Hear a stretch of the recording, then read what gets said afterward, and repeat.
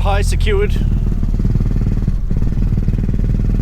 Let's go find somewhere with a nice view. It's a rare, warm winter's day.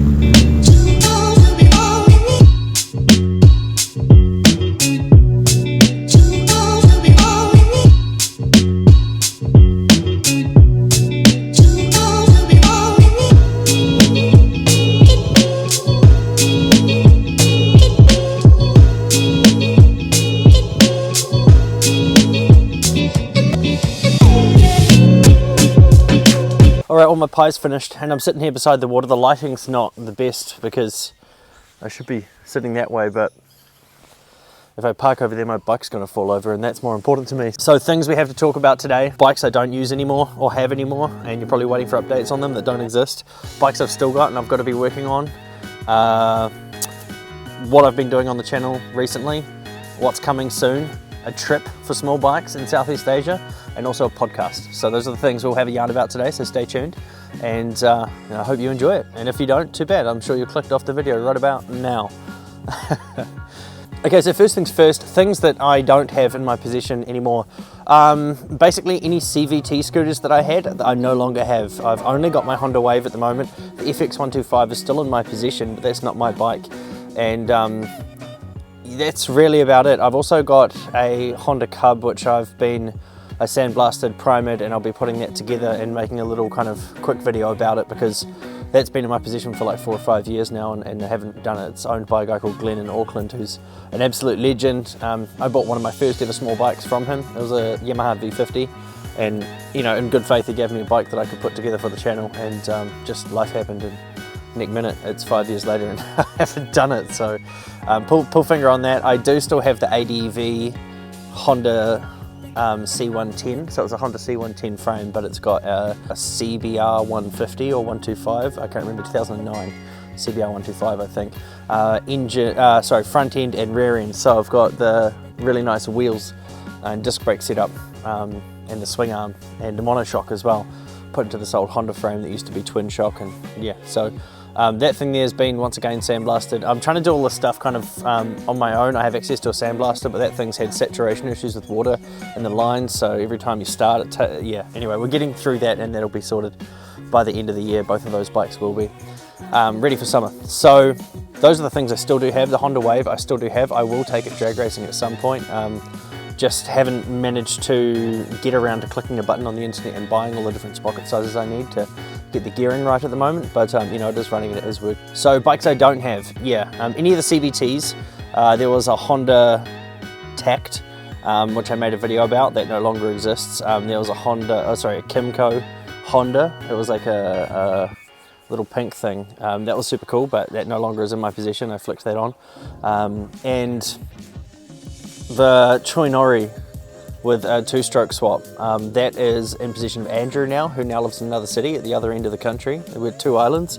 I'm in the North Island, about halfway up kind of thing, on the east coast. He's moved all the way down to the bottom of the south, not bottom of the south, but close enough down, Christchurch, which is probably the most well-known city in the South Island. He's down there and he's finished that off. He's put a strengthening bar in between, and I think he's painting the frame at the moment and going to reassemble that. So yeah, that thing's done and in his possession, which is pretty cool. So end of last year I went to Southeast Asia and did some cool stuff. I travelled by myself from Singapore through into Malaysia, through southern Thailand up to Bangkok, and hung around just doing a whole bunch of stuff. Went to cub houses, went to a drag event, drag racing by the way, better specify that considering it's Thailand, and yeah, just as much bike stuff as I could in one trip. And I'll be going back there next year, and I'm actually taking a group tour. So if you want to come on a group tour with me, it's not free, it costs money, but it's not ridiculous. For this trip, people are turning up in Malaysia. We're going to be getting bikes and we'll go through into southern Thailand and do some incredible routes that a lot of people don't really do unless they're doing like an around the world trip. It's just kind of not a touristy spot. Most of it's not a touristy spot where we're going to be riding. There will be a loop back down into Malaysia. We'll go over to Penang, come back, and yeah, finish up in the capital again. And that's kind of a couple of week adventure. The whole point of those trips is for people that want to be Ed March and travel around the world, but you've got a real life Not that Ed March doesn't have a real life, he really does. He's got a wicked life. But you know, you've got the grind of maybe 4 weeks annual leave a year, or even less. It's hard to get out there and just quit your job, and you know, especially you've got a house, you've got a mortgage to pay, you've got all that kind of stuff. But you know, some people can spare 2 weeks. So 2 weeks door to door, you get 10 days of riding included in that. And yeah, you can buy as many parts as you want. I'll facilitate things for you, and yeah, it's just a really fun adventure. So there'll be a lot of videos about that. If you've watched the channel for a long time, you'll know that the last trip I did in 2019, 5 years ago, pretty much is still getting content made about it every now and then. So like I say in my why it took 4.5 years to get 10,000 subscribers videos, I make these videos for me first and foremost, because if I'm not happy with them, then I'm not going to want to keep doing them. So I've got to make videos that I enjoy making, that make me happy, that keep me passionate about doing it. And I am at the moment. So another big thing that's coming up is a podcast. I kind of cringe at saying it, you know, there's that famous viral song, you know, another white boy with a podcast. Ooh, another white boy with a podcast. Yep, that's me. So Dana, who I met in Thailand on my last trip, he's an American dude that's been living in Thailand for a decade. Really awesome guy. We kind of got a lot of the same ideas about things, and he makes videos and kind of makes long form documentary style content these days. And he said to me, why don't you do a podcast about small bikes? And I said, no. You know, like, why? What's the point? And he said, well, you and I are going to sit there and have giant yarns about small bikes every time we talk. We might as well record them, and you know, you can just chuck these things on the internet. It took me a while to accept it, and then I was like, yeah, he's right, because I would usually encourage other people to do that. You know, I always say, if you're into something and you've got a camera or a phone, I'm filming this on an iPhone, and you have, you know, the know-how to slap a couple videos together in order and chuck a title on the start, then why not? Like, you know, there's people out there making videos about lawn mowing, cutting grass. There's people out there making videos about sand and geology, and there's people making videos about yachting. There's people out there making videos about literally anything and everything. I always tell people to do that, and then Dana said to me, do a podcast. I said no, had a bit of a thought, talked with a few people about it, and we've recorded 10 episodes. So there's some really interesting videos in there. We go real deep into the Herb Yule story, the Honda Trail story.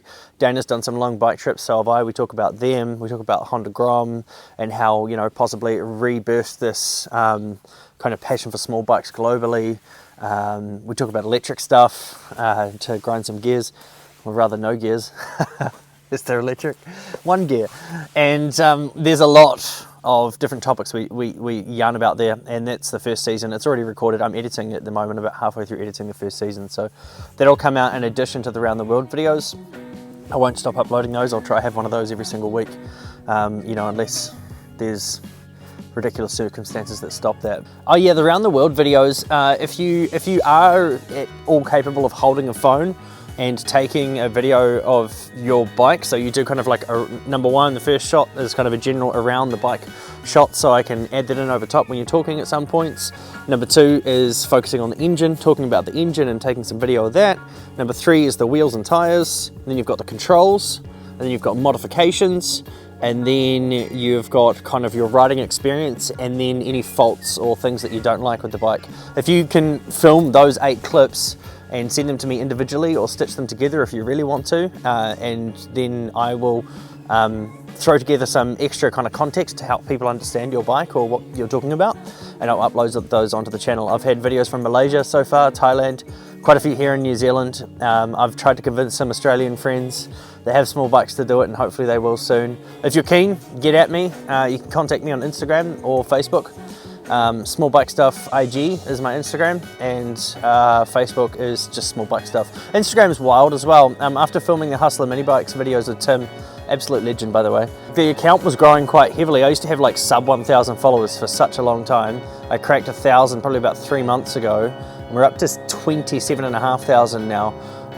And you know, people always say it just takes one video, and it's true. I posted a video, I posted a couple of reels with my face in them, which I kind of despise, but I did it anyway because that's what it kept trying to tell me to do. And so I did that, and a couple of those took off, got like 200,000, 300,000, 600,000 views. There's a few different ones. And then went and filmed the Hustler Mini Bike stuff, came back, made a reel about that. That thing's currently up to like 9 million views on Instagram, which is wild. Just had someone walk past, so I won't ruin their day. Anyway, this is where I am and where I'm filming, and that's my bike over there. I've just been sitting here having a bit of a video. That's probably all the updates I have for you. I've switched filming to most of my videos with an iPhone. You know, I used to carry, I've still got 2 GoPros with me today, but you know, I haven't used much footage. I've had some real problems getting helmet audio lately. I've changed helmets and changed my mic setup and I just can't get it to work right. I've got it nailed down to probably the GoPro Media Mod being an issue, but helmet audio is just always annoying. And then Cardo's gone and released this really good setup with the new Cardo systems, which I don't have, where you can record audio using your physical Cardo. So you've only got 1 microphone in the helmet instead of having 2. And this has been a bit all over the show, but I hope it's been an interesting update if you care about the channel. And yeah, thank you so much for watching. If you've got any questions, post them below. I'll try to answer in the comments. But yeah, if you want to come ride bikes with me in Southeast Asia, you know, start planning. It's a possibility and you could do it. Cost of the trip, around about 5,000 to 6,000 New Zealand dollars all up is what you can do it for. So, you know, if that's something that sounds interesting to you, let me know. We can make it happen. I'm going to go and jump on my bike and enjoy the rest of this wonderful, wonderful sunny day. I'm sure I've turned into a shadow now, but that's okay. Thank you so much for watching this update on small bike stuff. Hope you enjoyed my pie. This is New Zealand pie, by the way. They're like a hand-sized pie, and they're quite good. That one had steak and cheese inside it.